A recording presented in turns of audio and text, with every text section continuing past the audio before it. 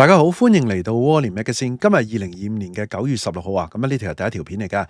想講翻呢新盤嗰方面嘅消息啦，樓市方面消息啦。哇，竟然呢恒基同埋太古新盤滯銷啊，唔係普通滯銷添啊。記得呢太古海德園啊柴灣嗰度啦，已經講過啦，上一集係嘛，賣一半都冇啊，賣出嚟係嘛。而且呢，仲要係今次第二輪呢，百幾伙賣得2伙啊！哇，呢個震驚成個市場啊！另一邊廂呢，恒基都唔係好啊。嗰個一木咧又話超額認購幾多倍係嘛？原來咧只係賣得一半咋，一半左右啦。網民就話咧，到底嗰啲排隊嗰啲係咪茄喱啡咧？到底發展商會點樣咧？到底點解會只係賣得咁樣咧？唔係話好景嘅咩個市嚇？仲有啱啱買咗嗰啲。會唔會大劑呢？不如去片同大家分析討論啦。喺開始之前，希望大家免費訂閱我頻道 ，subscribe 我 channel，comment like 同埋 share 埋俾你朋友啊！如果可以嘅話咧，免費 join 埋我 Patreon 作為後備。行有餘力嘅話咧，可以喺 Patreon 嗰度咧每個月請我飲咖啡嘅噃。另外咧，我有一個最高級別嘅會員，有額外嘅內容啊，敏感嘅議題同埋一啲付費嘅內容俾大家嘅。多謝大家。首先 recap 翻我大概9日前嘅一條片啦。當時咧我就報咗呢個太古嘅海德園滯銷啊。講緊呢180伙咧，只係賣出84伙嘅啫。仲要咧佢已經係劈價啦。講緊均價咧17,000啦，最平咧15,000蚊起啦。同區11年嘅新低位啊，都係咧賣得84伙啦。跟住咧拗下賣下，過一個禮拜咧賣到去90啦，總共啊。但係咧啱依家出嚟嘅消息咧就弊啦，真係根據流行睇盤嘅報道啦，太古地產咧喺柴灣嘅海德園咧，其實咧就大鑊真係。項目咧其實次輪咧掉120伙出嚟啊，不過咧只係錄得咧2宗嘅成交啊，哇！成個市場咧震驚啦。其中咧係一個咧係第2座嘅28樓 F 室，使用面積係418平方尺，一房加開放式廚房嘅。成交價咧講緊7017000蚊嘅，尺價16787蚊嘅。呢度咧流行睇本就話咧一周賣90伙咧，計埋咧第一輪嘅喎，第一輪咧之前係賣78，跟住之後咧一個禮拜累計啦，變咗有90伙啦。即係大概嗰個係之前9日前啦。一陣間一次過同大家分析討論啊，一次過。去翻就另外一個 case 咧，就係呢個一木啦。其實咧恒地啊喺土瓜灣旗下嘅新盤一木啊，叫做 Highwood 啦。其實喺9月14號時候咧進行咧第一輪嘅銷售啦。今次咧推售148伙單位嘅，結果咧單日只係賣出75伙。如果你同頭先120伙賣得個2伙，呢個成績就叫做亮麗喎，大佬係嘛？成交額咧就4.9億元啦。一 Q 清嗰啲咧已經唔見噶啦。唔單止啊，依家講緊148伙，之前一 Q 清，你記得啊？我哋大家講咧，支牙膏賣百零伙咁樣，一 Q 清係唔難嘅。話晒大發展商，再加上咧咁多代理啊，大家一齊咧推出嚟係嘛？依家咧呢輪咧又冇話啲大盤啊咁樣拱晒出嚟。佢哋咁樣令到有序咁樣賣咧，都係賣唔晒噶。最癲係咩咧？最癲佢話咩啊？佢話咧去到即係收咗2228個登記啊！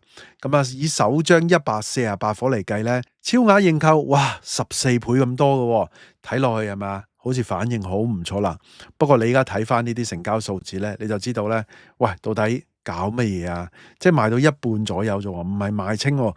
咁點解超額認購14倍咩料咧？2000幾個登記嚟做咩啊？揾吉啊係嘛？講翻一木呢個盤啊，恒地嘅一木。其實佢嘅入場門檻咧係4563000蚊嘅。屬於一房嘅細單位嚟嘅。首輪嘅供應當中咧，一房有23伙嘅，兩房咧就最多嘅，有100伙嘅，三房咧就有25伙咁啦。折實嘅平均尺價咧係大概係18179蚊嘅。面積咧，使用面積咧係由269至到咧465平方尺嘅。根據嗰啲折扣之後啦，嗰個售價範圍咧4563000咧，去到咧9655200蚊嘅。尺價咧，其實係介乎咧16233蚊咧，去到20764蚊嘅。九龍係嘛，即係呢個係土瓜灣嗰邊。你話係咪偏貴咧？佢哋覺得即係新樓嚟計係一個市場價嚟嘅。折實嘅售價咧係4563000蚊嘅，都係啲即係可以叫做上車盤咁啦。好啦，講翻咧，其實其中咧佢最平嘅入場單位咧係第一座嘅5樓 G 室同埋 L 室嘅，咁啊面積咧分別係269同埋咧272平方尺嘅。嗱，咁啊我哋咧即係不如討論一下啦。今條片短短地啦，咁啊講翻啦。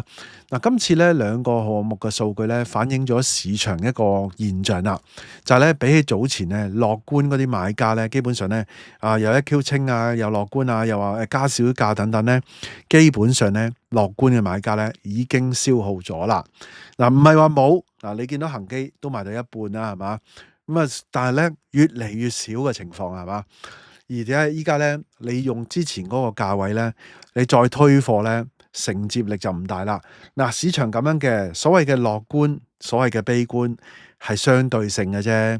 你問我，我都可以好樂觀噶。喂，你公屋幾廿萬賣出嚟，我都樂觀啦，係嘛？即係你嗱，公屋幾廿萬劈，跟住樓價大冧，跟住好平咁樣，跟住住得大啲，咁我都樂觀嘅喎，真係嘅喎，係嘛？所以每個人咧有唔同嘅價口去到樂觀嘅，所以佢依家咧係應該咧要再劈落去，先至咧能夠真係話有一 Q 清或者賣得晒咯。咁啊唔止呢樣嘢嘅，嗱咁啊講翻啦，咁啊其實咧特別咧係柴灣嘅海德園啦，雖然嗰個定價咧其實唔算離譜，但係咧都遇到呢個銷售阻力啦。咁啊港島區啦話晒，不過嗱嗰度好多人咧就彈啦，又吊腳，又呢樣嗰樣，咁啊當然係咁啦。咁如果唔係點會15000咧？係嘛，17000啦，平均價嚟計啊。而咧恆地嘅一幕咧，雖然睇落去有幾千人排隊登記啦，但係實際成交咧即係得75伙啦。咁即係咧，其實啲人咧就係嗱，一係就混吉，一係就發水，根本咧就唔係真係入市啦。或者有啲人話係咪 PR 啊，諸如此類嗰啲咁嘅嘢咧，咁啊即係大家自己諗啦，係嘛？咁我哋又冇證冇據，咁啊好難去講人哋係點樣嘅，係嘛？不過你自己咁睇，你都識諗啦，係咪啊？唔使分析啦，係嘛？嗱，咁啊另一方面咧，市場氣氛咧都受到依家嗰個政策影響啦。因為咧最新嘅施政報告暫時未有咧明顯支持樓市嘅措施啦。咁啊大家又變咗點啊？大家咪觀望態度咯。咁啊政府之前傳聞又話咩？民建聯又話咩跨境購房通喎，係嘛？又話咩嗰個印花又話提高到600萬嚇，就即係100蚊咁樣啊。不過都未必關呢啲啦。嗱，呢啲都係我見到有700萬啊咁樣咯。咁啊，除非你提高到有1000萬啊100蚊印花啦，梗係唔會啦，係嘛？財困都咁緊要，政府係嘛？嗱，anyway，最後冇落實啦，結果令市場咧對於新嘅政策嗰個刺激作用咧唔係太大期望。嗱，最弊係咩咧？最弊依家又話政府又將啲公屋賣出去啦。咁你即時嗰啲細單位咧上車盤咧受到影響。當然你貴價嗰啲新盤啊大盤嗰啲咧就未必能夠同嗰啲比咁啊。但係即係講緊未來嘅承接嘛。咁你都係公屋，我都特登拍咗一集啦。咁啊人哋有機會努力向上流啊等等各方面噶嘛，又唔好睇小公屋啦。住公屋得天下，儲到錢啊嘛，係嘛？累積咗可能累積咗啲錢嘅都唔定噶噃嚇，分支家庭啊等等各方面啦。咁啊如果你公屋咧一路賣出去嘅時候，咁其實呢個唔係利好措施嚟嘅喎，對樓市多多少少啦。我哋唔係話影響到豪宅啊，影響到嗰啲三房啊大嗰啲單位啦。咁啊多多少少咧都係一個咧同樓市咧叫做增加供應咯，可以咁講係嘛？咁啊仲有一樣嘢咧就係咧，依家咧買家嗰個集中程度咧，主要落喺咧新鴻基同埋一啲超級大型嗰啲屋苑嗰度啦。咁你依家呢兩個咧，佢又唔係大型屋苑啦，個吸引力咧唔夠吸引啦。嗱，恆基啊大啲，嗱其實不過咁我又調翻轉，佢哋已經唔係嗰啲中小發展商噶啦，已經唔係細嗰啲噶啦。喂，恆基同太古都唔錯噶，坦白講啊，同埋新鴻基咧最近幾個盤都幾肯劈價咁啊，啲折實價好似話再跌多8%咁樣。咁啊，例如咧有一個3房嘅單位咧，原本係900萬咧，就劈到落去800萬咁樣。咁啊呢種幅度咧都吸引一啲年青嘅家庭上車嘅。咁啊相比咧，依家欣木啊講緊嘅18000幾咁啊，咁啊新鴻基咪仲平過佢咁多係嘛？佢仲要係即係講緊最平嗰個先16000啫。咁啊買家嗰個性價比計完之後咧，其實啊咁不如咧就買新鴻基嗰啲大型盤啦。